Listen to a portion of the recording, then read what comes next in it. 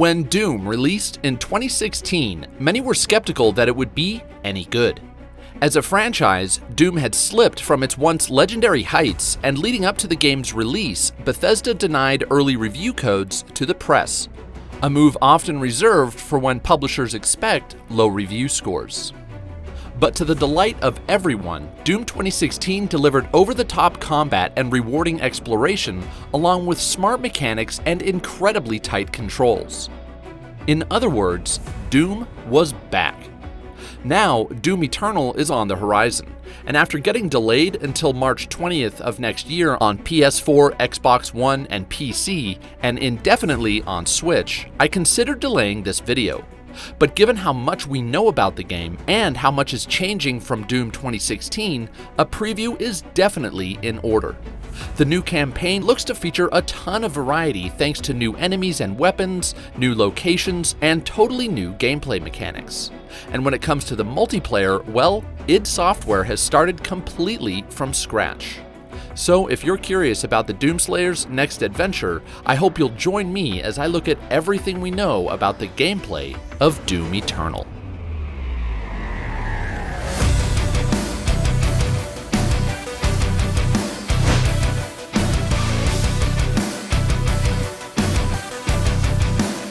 The mechanics of Doom 2016 are among the smoothest and most satisfying in the first-person shooter genre.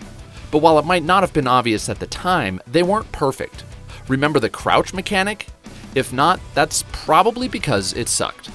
Thankfully, it's gone in Doom Eternal, and taking its place are new mechanics that fundamentally change how you move through each level. You probably already know of these, so I'll cover them quickly. First is the ability to climb. When you see certain textures on walls, you'll be able to latch on, climb up, and even jump from wall to wall. Next is the monkey bar swing. When you see a bar protruding from a wall, you can do a one-handed leap and swing maneuver that enables you to reach far-off platforms or just extend your hang time as you evade and target enemies. The third, and I think most impactful new maneuver, is the dash. You can scoot along the ground or dash in midair, giving you a new way to dodge attacks and yet another way to extend your range through the air. The dash does have a cooldown timer, but you can use it not once, but twice when it's fully charged. If you played Doom 2016, it's easy to imagine how these abilities, especially when combined, will make for battles that are faster and more vertical, not to mention levels that are more open and hopefully more fun to explore. Of course, if you followed Doom Eternal, you know there's one more movement mechanic that I haven't mentioned, but it comes attached to your super shotgun. So without further ado, let's meet your new favorite hand cannon, not to mention all the other new members of your not-so-friendly family of firearms.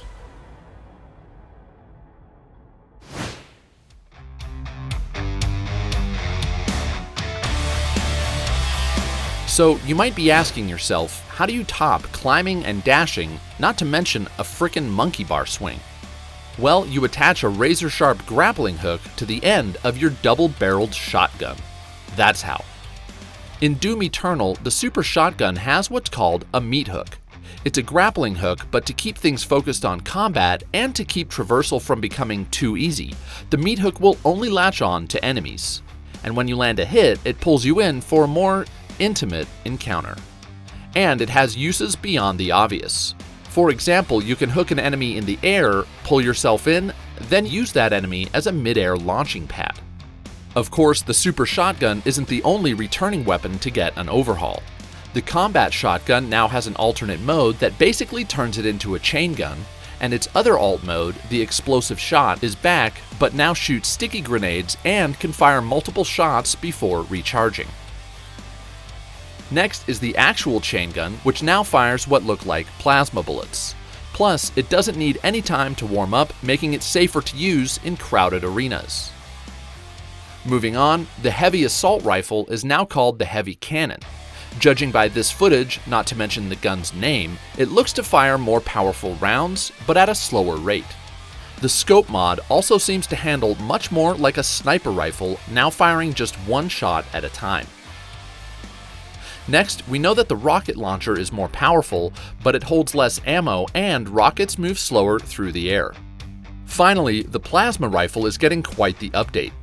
From what I can tell, it now makes weaker enemies explode, and it has the ability to heat up and destroy enemy shields. We've also seen a glimpse of this Ghostbusters-like stream of energy, which is probably a new alternate fire mode. It's also worth noting that the plasma rifle got redesigned to look like the plasma rifle from the original Doom. In fact, many enemies and pickups in Doom Eternal got a similar treatment, making this game even more in step with Doom's original aesthetic. Getting back to your arsenal, you might be curious about the Doomslayer's brand new weapons. The first one we got to see is called the Ballista, a railgun that looks like it's replacing the Gauss cannon. It fires a devastating bolt of energy, and in an interview with Easy Allies, creative director on Doom Eternal, Hugo Martin, said that one of the mods for this gun, called the Destroyer Blade, will literally let you chop demons in half. One completely new and totally unique weapon is the Crucible. Of course, we saw a different Crucible in the story of Doom 2016, but it was just a plot device, not a usable weapon.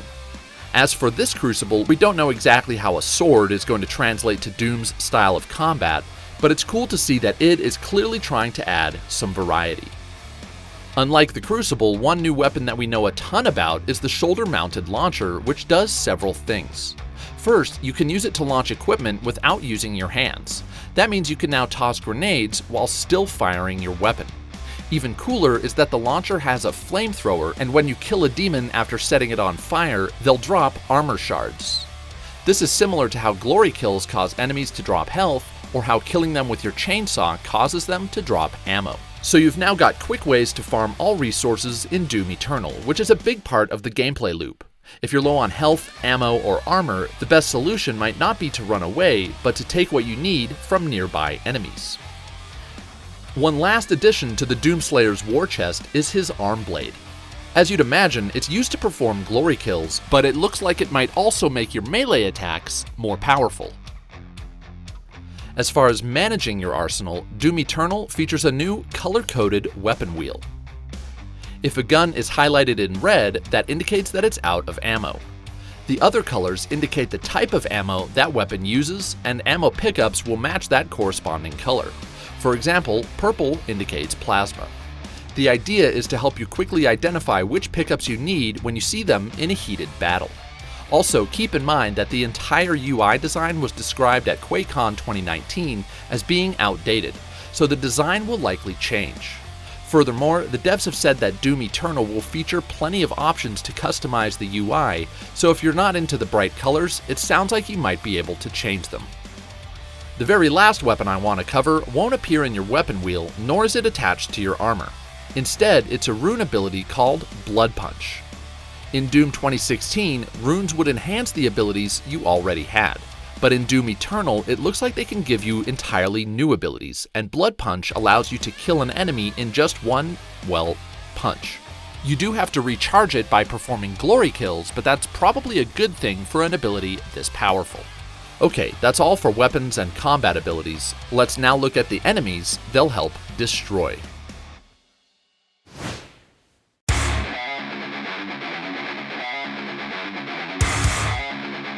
From what I can tell, most of the demons from Doom 2016 are returning in Doom Eternal, but as you'd expect, many are entirely new. First up is the Doom Hunter. These guys are massive, and despite their size, they're able to hover around as they deliver damage via their back-mounted rocket launcher, this glowing chainsaw thing, and what looks to be a flamethrower. Given the Doom Hunter's name, it's likely that their sole purpose is to hunt and kill, well, you. A particularly ugly enemy, even by demon standards, is the Carcass. They fire these beams of rings and spawn shields from a distance right in your face, keeping you from dealing damage and executing glory kills. Next up are Prowlers, which we actually saw in Doom 2016's multiplayer mode, but they're now part of the main campaign. Prowlers can not only fire damaging plasma blasts, they can also teleport, so expect quite a fight. One of the new lower-level foes in Doom Eternal is the Gargoyle. They're a lot like imps, but of course they can fly, so getting them in your sights should be a bit more challenging. Next are Dread Knights, which are similar to Hell Knights, but on the end of each fist they have energy blades. Hell Knights were one of the more agile demons in Doom 2016, so I'm not exactly looking forward to these guys. Another heavy enemy that I believe we last saw in Doom 64 is the Pain Elemental. Similar to Cacodemons, these things are even worse because, at least in previous games, they could summon the rocket-propelled skulls known as Lost Souls. If you're still not intimidated, well, there's more, and these next three demons look like they're tough as nails. First is the Archvile. Judging by how he was dramatically revealed in this trailer, I'm guessing he's one tough customer. As for his weapons, we saw him attack with both fire and lightning in the multiplayer gameplay reveal, which I'll talk about at the end of this video. Another demon making his return from the Doom games of old is the Arachnotron. Not only is he one of the coolest looking demons in Doom Eternal, he can also walk on walls, and he's also got a machine gun turret above his gigantic brain. The last new enemy we've seen is the Marauder, who's got an energy axe in one hand and a super shotgun in the other. If you're into Doom lore, it has said there's a story behind why the Marauder's shotgun and armor both bear a resemblance to those used by the Doomslayer. Okay, that was a lot of new bad guys, but there are still sure to be more. Not only has id said that Doom Eternal will feature twice as many demons as seen in Doom 2016, we've also learned that part of Doom Eternal's campaign will take place in heaven. So it stands to reason that we'll be fighting angels as well as demons. Maybe that's who we see here in the story trailer. As for the demons that are returning from Doom 2016, we can expect each of those to also receive some updates. For example, the Cacodemon is going to be much harder to kill, and you can now fire explosives into its mouth, which it then swallows. Now that's a spicy meatball. There are also some changes to the game itself that will affect every enemy in the game. Thanks to the new movement mechanics, which afford the Doomslayer more speed and freedom, the team at id was able to make the enemy AI much more difficult. In other words, if you don't take advantage of the double dash, the monkey bar swing, and the meat hook, you won't stand a chance. Having played the Doom Eternal demo at E3, I can tell you that it was very challenging. But to help balance the more challenging AI, you can now perform precision-based skill shots on heavy enemies to disable their primary attacks. For example, a well-placed shot will take out the turret on the Arachnotron's brain, or the cannons on the Mancubus arms. It's also been revealed that both heavy and weaker enemies will feature destructible armor and character models, so you'll get visual feedback when you deal damage. And once you do, glory kills are back and better than ever. Lastly, codex entries for enemies will now feature actual combat tips, which should help if things get tough. Of course, the codex will also help discover information and lore about the world and levels, some of which look to be totally different from anything in any Doom game before.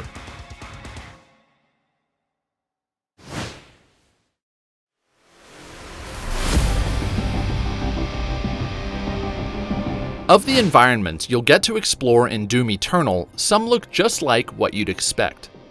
Here we see a level that starts on Phobos and ends within the lava-soaked core of Mars. And here we get to see Hell on Earth, where one of Earth's cities has been overtaken by demons, fire, and gore. But some locations look totally different.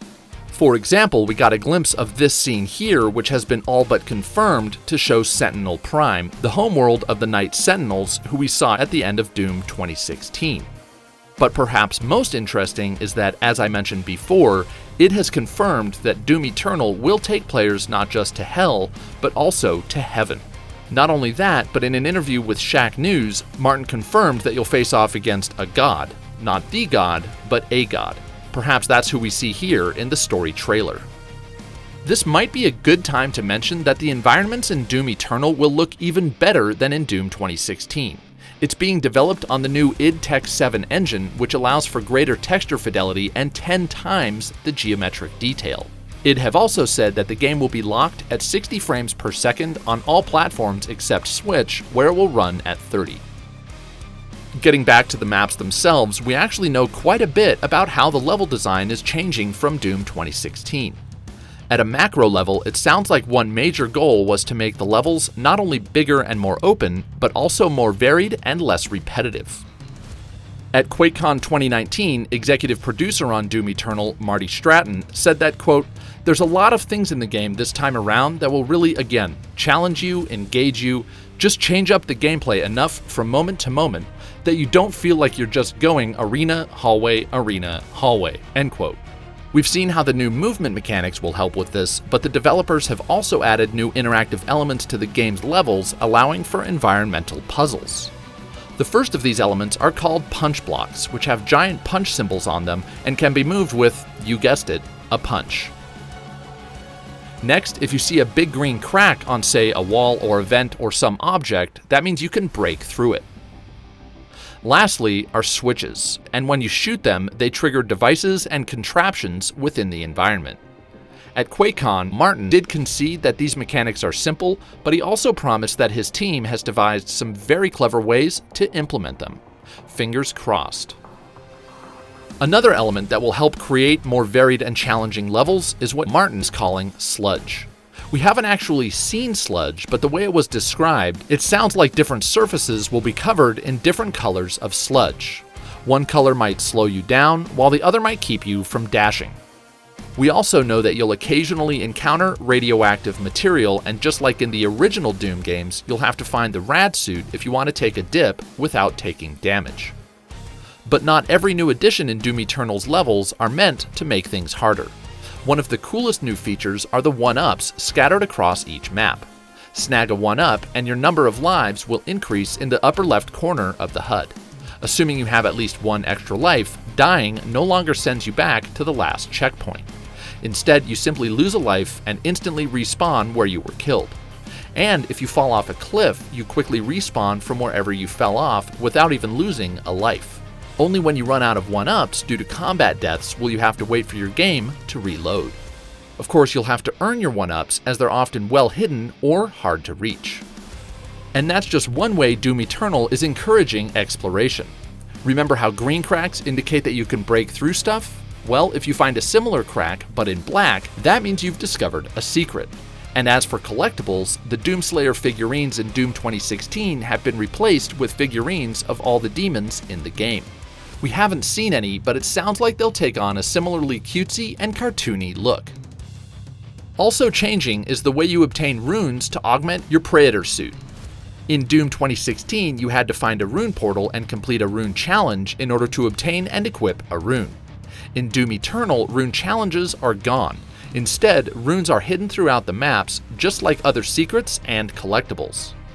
But if you enjoyed rune challenges, not to worry. They're getting replaced by what id are calling Slayer Gates. To open a Slayer Gate, you'll have to find a Slayer key hidden somewhere nearby.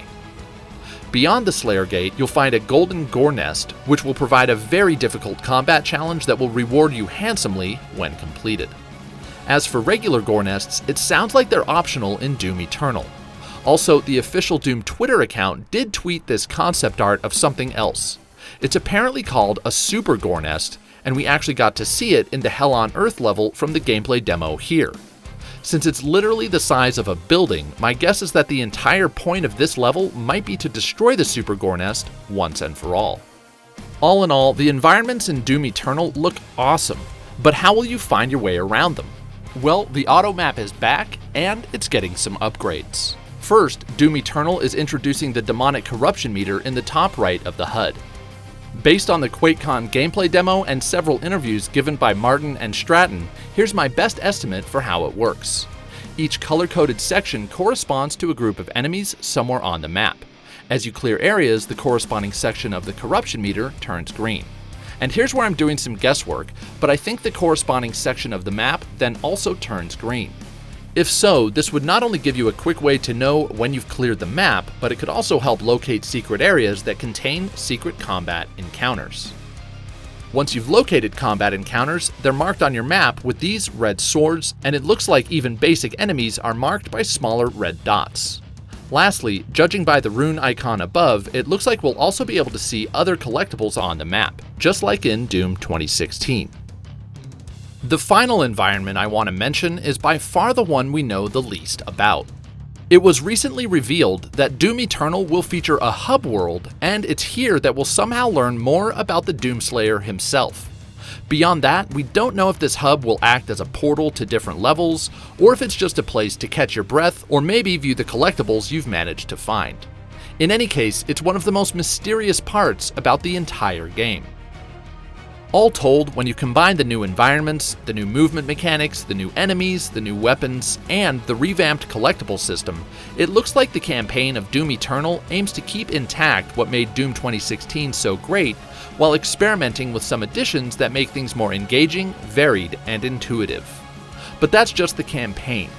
One area that was totally rebuilt from the ground up is the multiplayer. Let's take a look.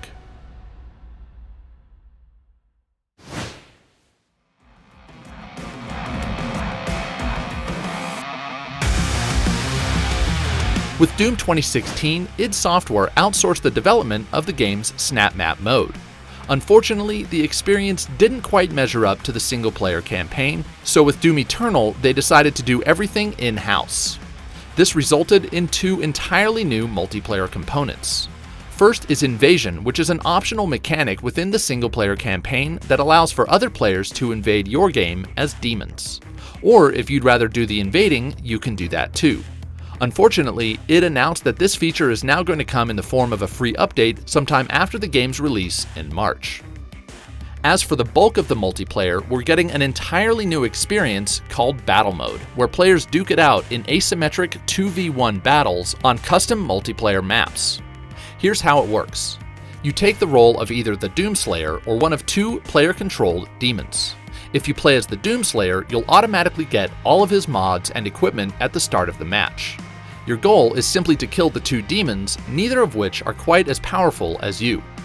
After you kill the first demon, a 20-second timer counts down. That's how long you have to kill the second demon before the first respawns with half his health. But if you do manage to kill the second demon in those 20 seconds, you win. If you choose to play as a demon, you will be underpowered compared to the Doomslayer, but thankfully you and the other demon can team up and strategize, and you only have to kill the Doomslayer once. Plus, the demons have some extra tools.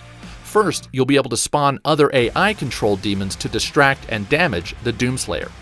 However, you will want to be careful with this because just like in single player, the Doomslayer can harvest health, ammo, and armor from the AI demons. However, demons also have a slow charging ability that can block the Doomslayer from harvesting resources. Lastly, and I think most interesting, is demons can lay strategically placed hazards throughout the map. I'm assuming there will be different types of hazards, but the one we got to see at QuakeCon was a hazard filled with poisonous gas. Given these abilities, and given the added element of teamwork, it seems like being a demon will require more strategy than playing as the Doomslayer, and that's not to mention that there are 5 different demons to master. First is the Revenant, which to me looks to be the most fun.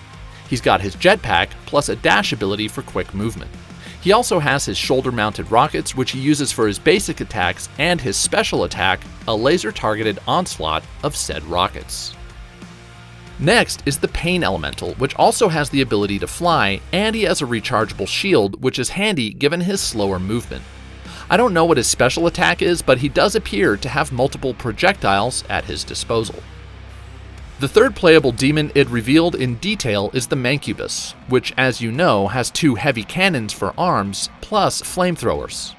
While he is slow, he does have smoke bombs to conceal his location, but with the Doomslayer's quick movement, I'm skeptical that this will be effective. That said, the Mancubus has loads of health, making him super tanky.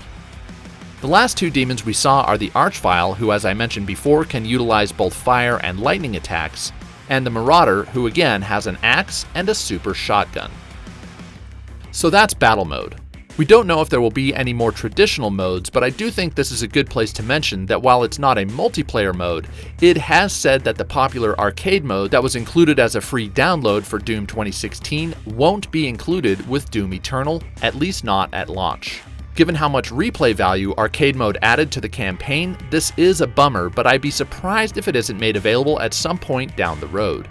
Stratton did say at QuakeCon that additional multiplayer maps and playable demons will be included as free downloadable content, so that gives us hope. With the absence of arcade mode as the lone exception, it seems to me that id is making all the right choices with Doom Eternal. Sure, they're taking some risks, but nothing major, and we know the mechanics will be solid. Plus, all the additions seem to be directed toward making the combat more engaging and creating levels that are more fun to explore. And those were the best parts of Doom 2016. And with that, I'm going to end this video a little differently than my others. Creating video game content full-time for people like you is a lifelong dream of mine, but I can't do it alone.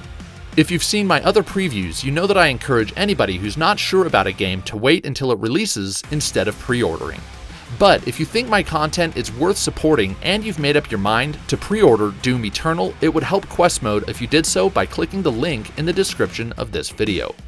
But if you're just here to watch, the fact that you clicked my video and watched until the very end means the world to me.